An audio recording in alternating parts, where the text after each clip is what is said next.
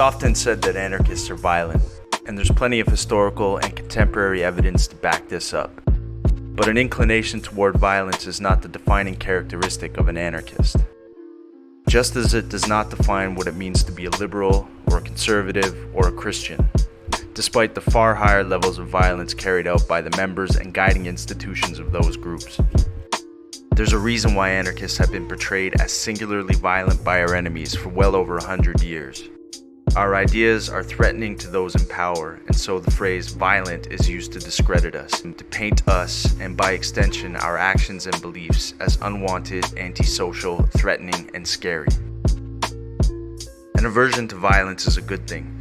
We should all strive to minimize violence through the actions that we take, and in fact that's the driving ethos behind most anarchist practice. That being said, violence is an intrinsic part of life. It always has been, and it always will be.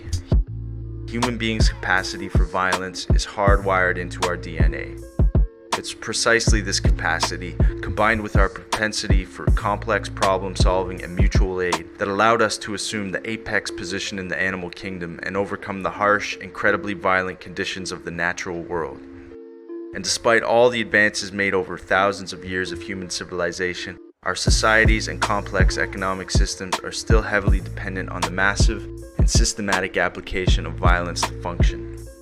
Understanding and coming to terms with this reality is the first step in changing it. So what is violence anyways, and what's it got to do with anarchy? Because it's both a common and incredibly loaded term, there are many different definitions of violence depending on who you ask.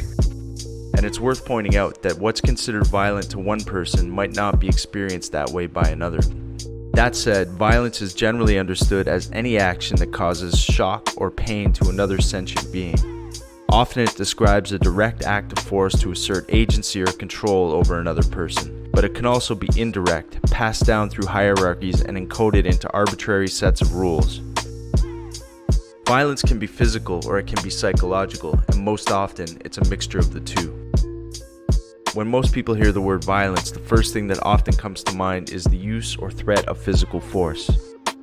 Whether this takes the form of a punch to the face, a mass shooting, a domestic assault, a death threat, a rape, a sensationalist news report about an armed robbery, or a debate over tactics, this is the realm of violence that everyone can relate to some extent.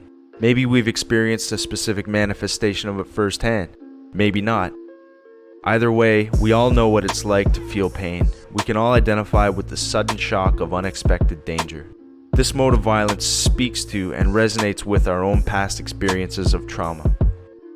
This baseline empathy is the foundation for how discourses around violence are used to isolate, criminalize, dehumanize, and otherwise repress specific individuals, ideas, and entire groups of people.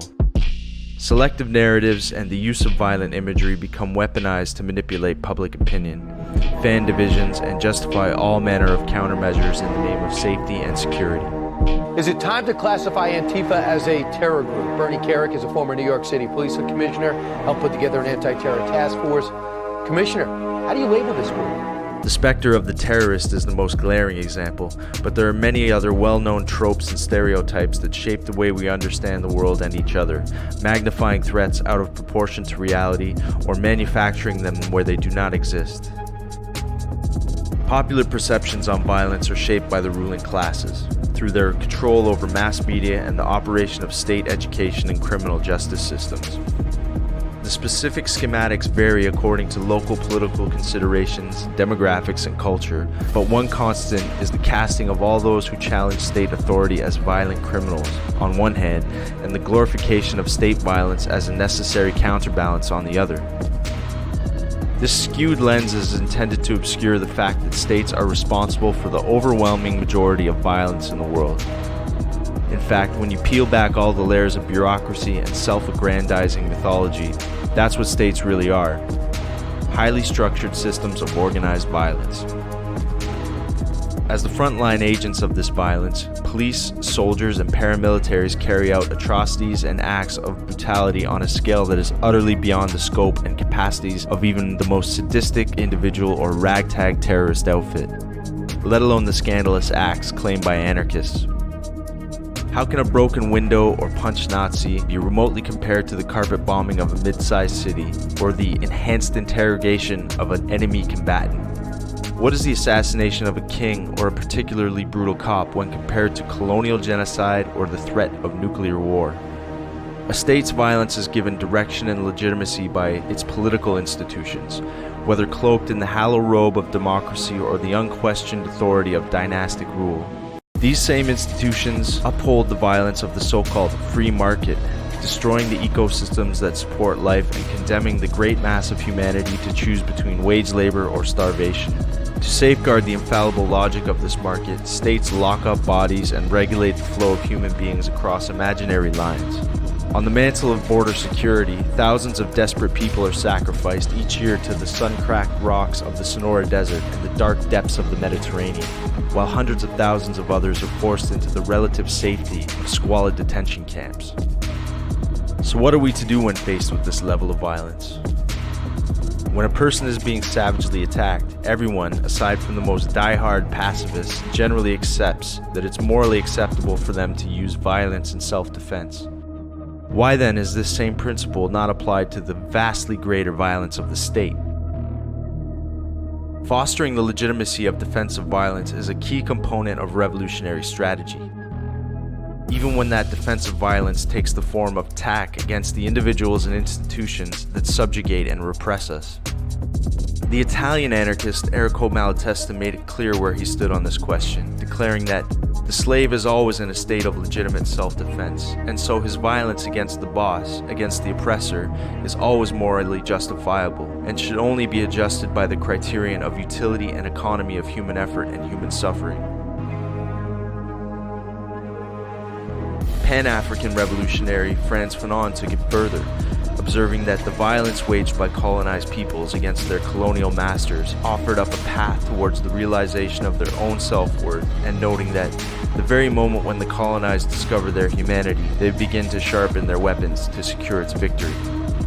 This historic truth shines through from the legacies of the armed standoffs of the Mohawks at Ganasatake and the Zapatistas in the jungles of Chiapas, struggles that helped galvanize indigenous resistance in the territories ruled by the Canadian and Mexican states.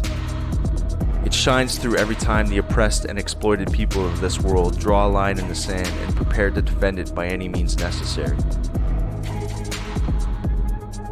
It's worth repeating that violence has often devastating real-world consequences and should be avoided and minimized wherever possible. It is not something to be romanticized, celebrated, or turned into an empty aesthetic or an end in of itself.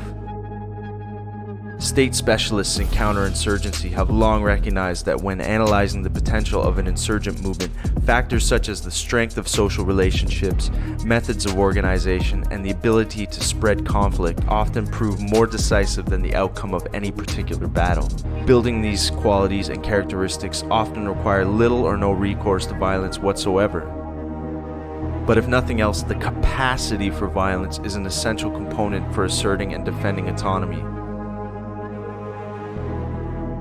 And while meaningful autonomy is not something that so-called progressives who fetishize non-violent tactics have any interest in, it forms the basis of anarchism and every revolutionary project worth its name.